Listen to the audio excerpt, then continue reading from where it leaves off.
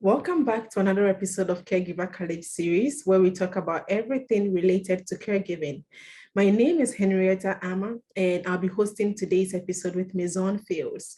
We have the pleasure of speaking with Dr. Andrew Pickering, who is an Assistant Professor of Neurology at UAB School of Medicine. Dr. Pickering is also the Director of the Pickering Aging Lab, which focuses on aging and age-related diseases, particularly Alzheimer's disease. On top of that, he's an associate scientist and investigator with the UAB Alzheimer's Disease Research Center.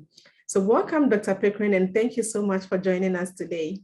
I'm going to open up our conversation today with the most common question that everybody will know about. So the first question is, what exactly is Alzheimer's disease? How different is Alzheimer's disease from dementia? Certainly, thank you for asking me. So I had a few slides I was going to show. I get questions a lot about Alzheimer's disease versus dementia, and I think we often use these two phrases kind of interchangeably, but they mean somewhat distinct things. So dementia is defined as a chronic or persistent disorder of mental processes caused by brain disease or injury, and is marked by memory disorders, personality changes, and impaired reasoning. Dementia kind of represents an umbrella term for a wide range of different disorders, including Alzheimer's disease, vascular dementia, dementia with Lewy bodies, Parkinson's disease, frontotemporal dementia, Huntington's disease, etc., etc., etc. Of these, Alzheimer's disease represents one form of dementia. It's the most common or most prevalent form of dementia, accounting for around 50 to 75% of dementia cases in the United States. So Alzheimer's disease represents a progressive neurodegenerative disease. I'm showing on the bottom of this screen a cartoon of how Alzheimer's disease progresses over the disease course, with the areas most affected highlighted. The disease starts in the hippocampus, which is the region involved in learning and memory. And that's why a lot of the most pronounced or most notable deficits we see are associated with memory. We later, as the disease progresses, it starts to invade the limbic system and starts to impact emotion processing, further spreading after that to other regions of the brain. Alzheimer's disease affects around 5.5 million people in the US and around 60 million people worldwide. It's mostly a geriatric condition. The majority of people afflicted are people over the age of 65. There are a wide range of different symptoms of Alzheimer's disease. I've listed on the slide some of the major symptoms, including mental decline, difficulty thinking and understanding, delusion, disorientation, forgetfulness, difficulty concentrating, inability to create new memories, inability to do simple math, inability to recognize common things. This is, as I said, a list of some of the more common symptoms. Not everyone will get all of these symptoms, and how they present will vary on an individual by individual basis. Some people might have some of these symptoms stronger than others. Some people might, there are some of these symptoms which some people may never experience. The last aspect of the disease is it is a terminal disease. People will typically pass from the disease 4 to 8 years following onset. Awesome. So Dr. Pickering, you mentioned about you were giving some statistics about the number of people living with Alzheimer's disease in the US. So which is a really great number. So what exactly put people at risk for getting Alzheimer's disease? Is there like a specific group of people who are at higher risk over the other? And you also mentioned age, that people who are 65 years and older are at a higher risk of getting it. So how about younger people? How young can someone be diagnosed with Alzheimer's disease?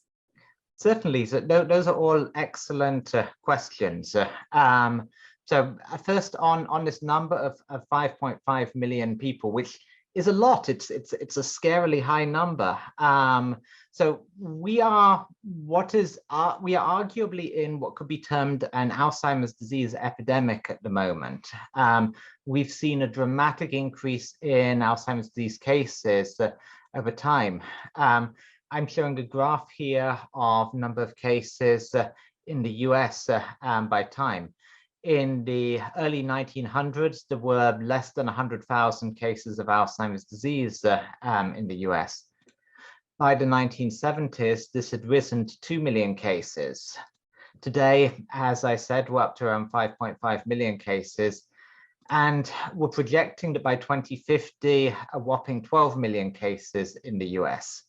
So why are so many more people getting Alzheimer's disease now than they used to? Well, there's a number of reasons. The main reason is quite frankly because we're not dying of other things. So if you look at deaths due to heart disease over the last 50 years, there have been a dramatic decline. If you look at deaths due to cancer over the last 20 to 30 years, there has been a dramatic decline. Deaths from stroke over the last 50 years, again, there's been a significant and reproducible decline. The consequence of this is that we are living a lot longer than we used to. So I'm showing median lifespan here over the last century. In 1890, we had a median lifespan of around 45 years. Today, it's closer to 85. And this is very impactful to Alzheimer's disease, as our risk of getting Alzheimer's disease increases exponentially with age. I'm showing on the right here a graph of the percent of the population by age that has Alzheimer's disease. Individuals who are 60 years old, around 2 to 3% of individuals age 60 have Alzheimer's disease. By age 70, this has increased to 10%. By age 85, this has increased to 35%. We see every 5 years after the age of 60, the risk of developing Alzheimer's disease doubling. And so because a lot more of us are living a lot longer, a lot more of us are becoming higher risk for developing the disease. You asked about whether there are certain risk factors or certain things that might put people at heightened risk for developing the disease. And one of the questions I commonly get when I give these sort of talks is, my grandmother has Alzheimer's disease, or my mother has Alzheimer's disease. Does that mean I'm going to get the disease? And a lot of this has been steered by our historical perspective of disease as a familial disease, while today we view the disease more as a sporadic disease. I'll try to explain why our perception of this has changed. So there are two major forms of Alzheimer's disease. There is early onset Alzheimer's disease and there's late onset Alzheimer's disease. Early onset Alzheimer's disease represents Alzheimer's disease that occurs before the age of 65. Early onset Alzheimer's disease is today pretty rare. It only makes up around 5% of Alzheimer's disease cases.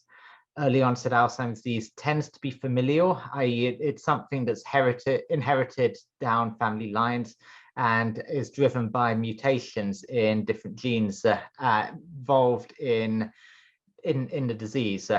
Some of the most common mutations are mutations in the genes APP, PSEN1, and PSEN2. However, the vast majority of Alzheimer's disease cases, around 95% of cases, are what's termed late onset Alzheimer's disease, which is Alzheimer's disease that occurs after the age of 65. This form is mostly what we would term sporadic, i.e. it occurs randomly in the population and is not driven by inheritance.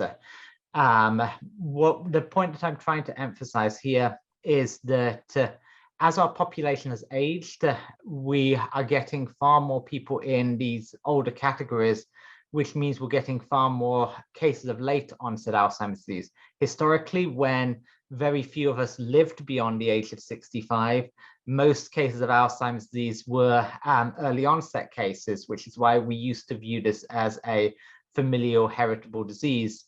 Nowadays, it's more driven by aging and it's more sporadic. As such, I would not necessarily be unduly worried if a relative of yours has developed Alzheimer's disease that you're going to get it too. There are a number of other risk factors for Alzheimer's disease. Down syndrome is a strong predictor. Individuals with Down syndrome will almost universally develop Alzheimer's disease pathology by the age of 40. This is because Down syndrome is caused by having an additional copy of chromosome 21, which has some important genes involved in Alzheimer's disease present on it. Head injury is another predictor of Alzheimer's disease. Individuals who sustain frequent and traumatic head injuries are at around a 2.3 times higher risk of developing Alzheimer's disease later on in life. And this should always serve as a warning to, be careful. If you're doing things that put you at high risk for such injuries, do always wear protection. Hypertension, obesity, diabetes, hyperlipidemia are also all risk factors for developing Alzheimer's disease. Other factors, race is a risk factor for Alzheimer's disease. We see small but significant differences in lifetime Alzheimer's disease risk by race and ethnicity. African Americans have a 38% lifetime risk of developing Alzheimer's. Native Americans, a 35% lifetime risk. Latinos, a 32% lifetime risk. Pacific Islanders, a 25% lifetime risk. Caucasians, a 30% lifetime risk, and Asians, a 28% lifetime risk. These differences are fairly small, but they are significant, and it is something that we should be aware of. Sex is another risk factor. Women are around twice as likely to develop Alzheimer's disease as men. Though some of the genetics on this is a little more complicated, as men who develop Alzheimer's disease typically progress in the disease faster than women. And there's a lot of debate on this. Women seem able to better tolerate Alzheimer's disease, but develop it to a greater degree. He gave us a lot of information that I think will be helpful for almost everybody, people living with dementia and their caregivers. So we are so grateful for today. Thank you. It was my pleasure. And just to re-emphasize one point that I made, the website www.alz.org is a fantastic resource for getting a lot of this and more information on the disease. And I would strongly encourage anyone who wants to learn more about it to visit that resource. Thank you. Thank you so much.